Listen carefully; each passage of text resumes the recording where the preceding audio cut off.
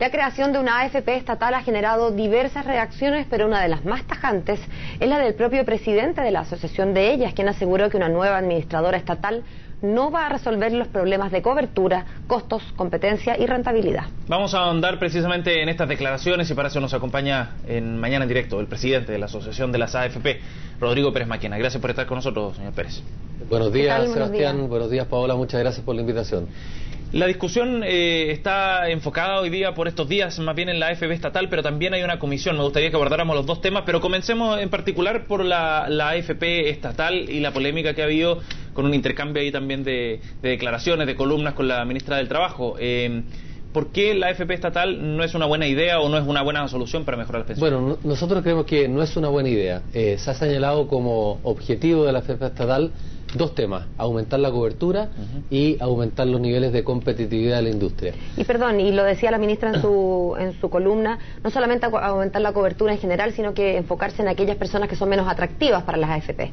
Bueno, la cobertura viene dada por aumentar la cantidad de gente que está afiliada y que cotiza en el sistema, y la verdad es que los problemas de cobertura van por otro lado. Hoy día afiliarse a una AFP es muy sencillo, basta con hacer una cotización provisional por internet para quedar afiliado automáticamente a la AFP que ganó la licitación. Por lo tanto, tenemos 9,5 millones de afiliados al sistema de AFP, que incluso supera la fuerza de trabajo.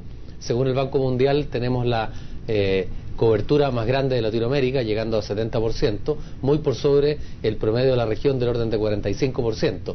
Por lo tanto, las AFPs llegan a una gran cantidad de población. Faltaría agregar a los independientes, pero para que los independientes coticen deben tener la obligación de hacerlo, como por ejemplo se hizo con los trabajadores a honorarios, los cuales a partir del año 2015 van a tener que cotizar obligatoriamente. Sí. Se ha anunciado un cambio en esa normativa para probablemente hacerlo más gradual. No sabemos exactamente por dónde iría ese cambio, pero los problemas de cobertura van por otro lado. Hoy día tenemos en Chile una falta de cotizaciones muy grave. Hay como decíamos, una gran cantidad de gente afiliada, pero pocos cotizan. Ahora, poco más del 50% cotiza regularmente. Tenemos problemas graves de evasión y subcotización. En Chile la evasión llega al 20% y esas son cifras inaceptables. Hay subcotización que en el caso de los empleados del sector público llega al 18%, en los empleados particulares cerca del 10%. Por lo tanto, tenemos problemas graves en términos de el número de cotizaciones más que el alcance. Sí, una AFP estatal no va a lograr cambiar esa realidad. Se necesitan otro tipo de medidas para poder hacerlo. Señor Pérez, pero la creación de una AFP no es legitimar, una AFP estatal no es legitimar también el sistema. En el fondo, el Estado está diciendo, ok, yo entro al sistema, pero entro participando con las reglas del juego, manteniendo el sistema vigente. Ahí hay otro tema que podemos cubrir, ojalá algo de eso en esta entrevista, y es que la industria no se opone a que haya mayor competencia. De hecho, es una industria que está acostumbrada, que compite intensamente por precio, por calidad de servicio, por rentabilidad de las inversiones. Pero el tema es que esa competencia se dé en igualdad de condiciones. Y cuando fuimos a la Comisión de Trabajo hicimos ver una serie de temas que nos preocupan respecto de que las reglas del juego se mantengan y que no haya un actor que tenga unas ventajas que los otros actores no tengan. Un actor, dice usted, se está refiriendo a la eventual AFP estatal. ¿Qué ventajas podría tener? ¿Cuáles son las apreciaciones del sector? Bueno, una precisión antes de tocar ese tema que creo que es importante que lo mencionamos, que es la competitividad. En la industria hoy día en Chile tenemos un nivel de comisiones que está, la forma de medirlo es como porcentaje de los activos que se administran, en niveles de 0,6% de los activos administrados. Eso está más de 30% por debajo de una larga lista de 48 países que informa la OECD como administradores de fondos de pensiones. Por lo tanto, tenemos ahí un nivel de comisiones que en promedio es muy bajo, pero además tenemos hoy día AFPs que han ganado las licitaciones en las cuales se llega a comisiones que son las más bajas del mundo. Por lo tanto, es difícil pensar que en términos de competitividad un nuevo actor, una AFP estatal, pueda llegar a bajar las comisiones por los niveles que hoy día están. Porque, o lo puede hacer con subsidio. Bueno, ahí está el tema. Entonces lo que preocupa es que esta AFP en teoría va a tener la mayor cobertura, va a tener las más bajas comisiones y va a tener buena calidad de servicio. Uno se pregunta cómo se puede hacer eso, si no es porque tenga algún tipo de subsidio. Y eso es lo que nos preocupa, no el que entre un nuevo actor. Insistimos, si se hace con las reglas del juego pareja para todo el mundo, en ese caso no habría problema, a pesar de que pensamos que no es pero tendría una que buena hacerse idea. así, señor Hay una Pérez, serie de porque temas. además tenemos una Fiscalía Nacional Económica que justamente es la encargada de velar porque todos los actores, sean públicos o privados, jueguen con las reglas del juego que se han establecido. Hay una serie de materias que entregamos a la Comisión de Trabajo de la Cámara, como por ejemplo se habla de la extensión de una serie de servicios nuevos. Bueno, ¿cuáles son esos servicios? Porque las AFP están limitadas hoy día por el giro único, que es muy importante mantenerlo. Se habla también de subcontratar servicios con el INP. Bueno, ¿qué servicios? Porque las AFP, por ejemplo, hay temas que no pueden subcontratar. ¿Cuáles van a ser los precios de transferencia de esos servicios? Porque si se usa una infraestructura pública, bueno, que sean precios que reflejen un costo de mercado. Hay un tema, otro tema importante, el costo de capital. Esto se resolvió en los puertos, por ejemplo, poniendo un costo de capital a los recursos que se inviertan aquí. Los privados no tienen acceso a recursos ilimitados en forma gratuita. ¿Cuál va a ser el precio al cual se van a vender estos servicios? En fin, hay otra serie de materias que hemos detallado ahí que se podrían corregir en el proyecto. Señor Pérez, usted hablaba respecto del sistema y hacía una descripción de por qué el sistema quizás entregaba las pensiones que entrega, ¿no? Y hablaba de varias propuestas que son externas: aumentar la edad de jubilación, mejorar la densidad de las cotizaciones, pagar las cotizaciones impagas, etcétera. ¿Cuál es la autocrítica que hace la AFP también respecto a los resultados que está entregando este sistema de pensiones? ¿Qué puede hacer las AFP también para mejorar las pensiones de los chilenos, que hoy día son bien bajas? Según la Fundación Sol, dice el 90% de las pensiones de vejez son menores a 140.000 pesos. Eso no es así, claramente no es así. De hecho, el promedio al cual se ha dice hecho... en función de los datos de la Superintendencia de Pensiones. Sí, pero eso no es así. El promedio, incluso como entregan las propias cifras de la Superintendencia, llega hoy día a 187.000 pesos. ¿Cuál es la tasa de reemplazo entonces? Bueno, 187.000 pesos no es mucho más. Sí, pero es un promedio que induce error, porque refleja dos realidades completamente distintas.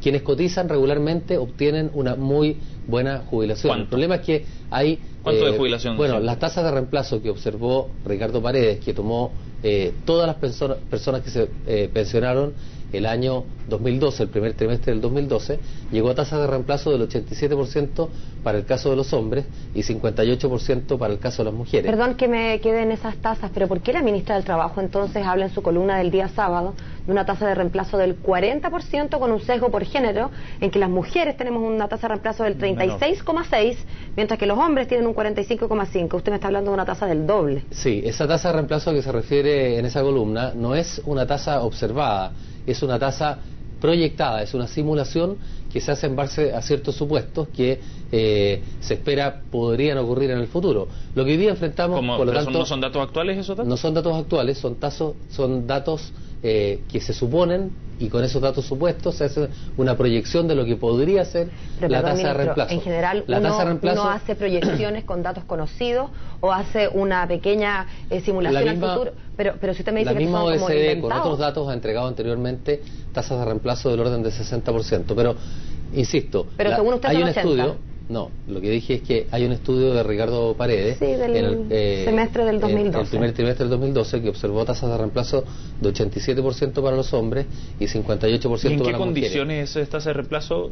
¿Condiciones de cotización? Bueno, de cuántos años? Lo que hace ahí se mide cuál es la pensión que obtiene la persona, y se hace un cociente, se calcula qué porcentaje es de su salario promedio de los últimos 10 años. Pero con condiciones de cotización más o menos ideales, me imagino. Bueno, en ese caso sin lagunas quienes previsionales cotizan más de 10 años, pero no es así. Para quienes han cotizado menos, incluso las tasas de reemplazo son más altas, porque el sueldo promedio es muy bajo, porque cotizaron durante muy poco tiempo.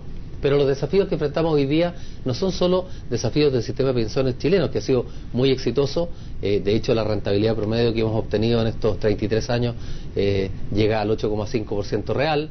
Hoy día hay 170.000 millones de dólares ahorrados en el fondo de pensiones de todos los trabajadores, de los cuales el 70% corresponde a rentabilidad, esto medido en UF, es decir, utilidades que se han obtenido de las inversiones, y solamente 30% de esos 170.000 millones de dólares corresponde a aportes de los trabajadores.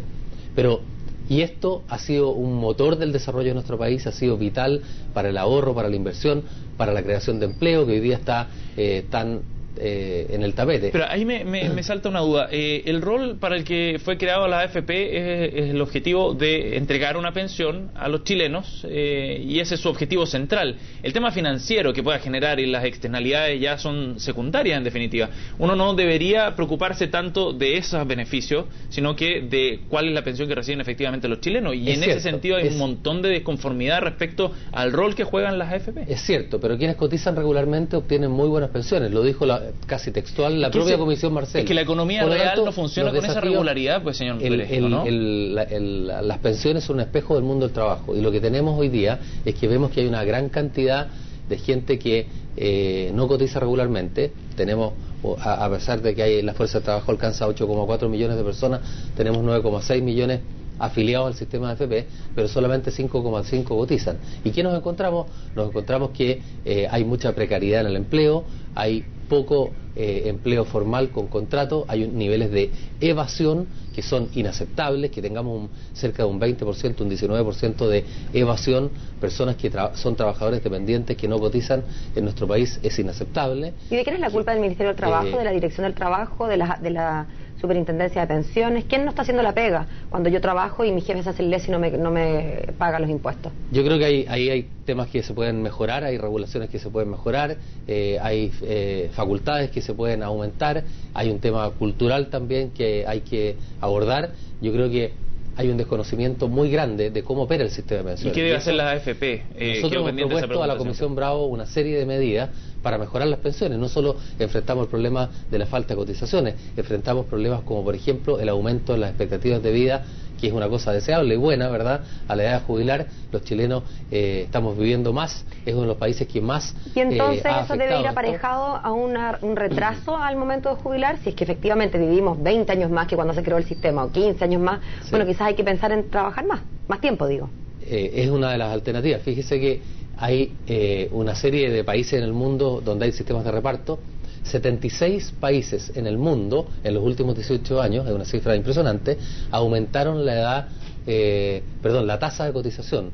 Tenemos 46 países que aumentaron la edad de retiro. ¿Chile debería hacer lo mismo? Y 56 países disminuyeron los beneficios. Es decir, esto es una problemática que afecta no solo a nuestro país, que ha afectado a muchos otros países en el mundo. Y nosotros hicimos 20 propuestas a la Comisión Bravo. Una de ellas creemos que es muy interesante. Las mujeres, donde el problema es más grave en términos de tiempo que se cotiza con respecto al tiempo que hay que financiar una pensión. Hoy día una mujer promedio cotiza menos de 15 años, el 10% del sueldo solamente, y tiene que financiar una pensión por 30 años. Entonces, eso hace muy difícil que se financie una pensión de acuerdo a las expectativas de esa mujer. Por lo tanto, postergar la edad de jubilación tiene un impacto muy fuerte en aumentar la pensión. Y lo que hemos propuesto es que voluntariamente, no obligatoriamente, voluntariamente, en el caso, voy a dar el ejemplo de una mujer que quiera postergar la edad de jubilación, si la subiera de los 60 a los 65 años, en promedio podría aumentar un 52% su pensión. ¿Qué decimos nosotros?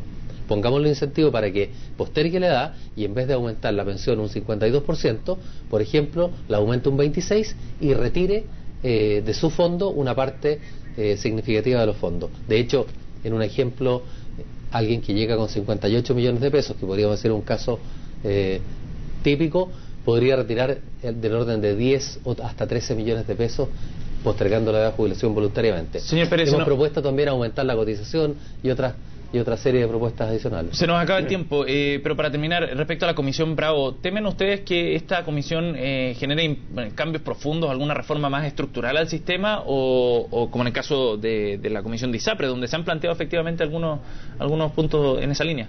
Nosotros creemos que si seguimos el ejemplo de lo que ocurrió en el año 2008, en que la propia presidenta Bachelet lideró una reforma al sistema de pensiones, se hizo una muy buena reforma, donde se fortaleció el pilar solidario, se introdujo mayor competitividad, en temas de inversiones se dio una institucionalidad nueva, fueron buenas reformas, pero quedaron desafíos pendientes, y como el tema de las cotizaciones, el tema de la edad de jubilación, etcétera. Creemos que es una oportunidad para hacer una buena reforma que, manteniendo los pilares del sistema, haga los cambios que se requieren para poder tener mejores pensiones. Así que en ese sentido estamos optimistas y esperamos que se logre sacar adelante una buena reforma. Vamos a quedar atentos entonces al resultado, al informe que va a evacuar esta comisión dentro de algunos meses. Muchas gracias, Rodrigo Pérez Maquena, gracias, Paola, por acompañarnos Sebastián, esta mañana. Gracias, buenos días.